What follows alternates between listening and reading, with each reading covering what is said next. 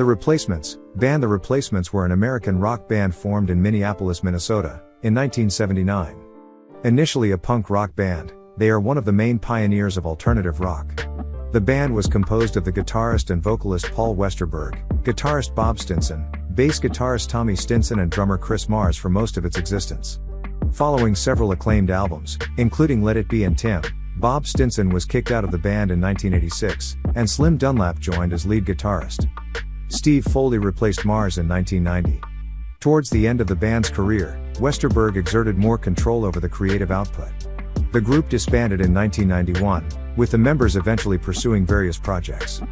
A reunion was announced on October 3, 2012. Fans affectionately refer to the band as the Mats, a nickname that originated as a truncation of the placemats, a mispronunciation of their name.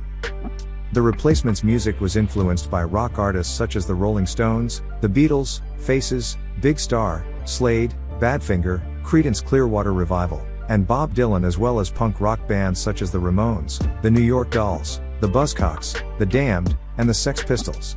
Unlike many of their underground contemporaries, the Replacements played hard-on-the-sleeve rock songs that combined Westerberg's raw-throated adolescent howl with self-deprecating lyrics. The Replacements were a notoriously wayward live act, often performing under the influence of alcohol and playing fragments of covers instead of their own material. Formation and early years.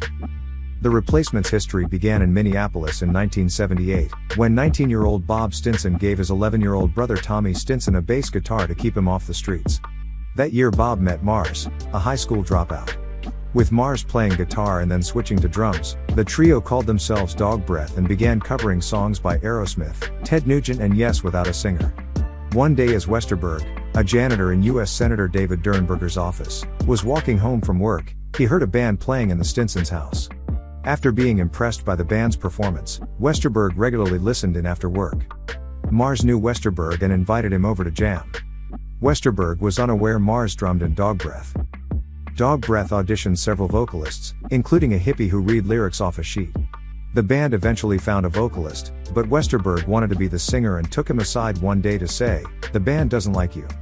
The vocalist soon left and Westerberg replaced him. Before Westerberg joined the band, Dog Breath often drank and took various drugs during rehearsals, playing songs as an afterthought. In contrast to the rest of the band, the relatively disciplined Westerberg appeared at rehearsals in neat clothes and insisted on practicing songs until he was happy with them.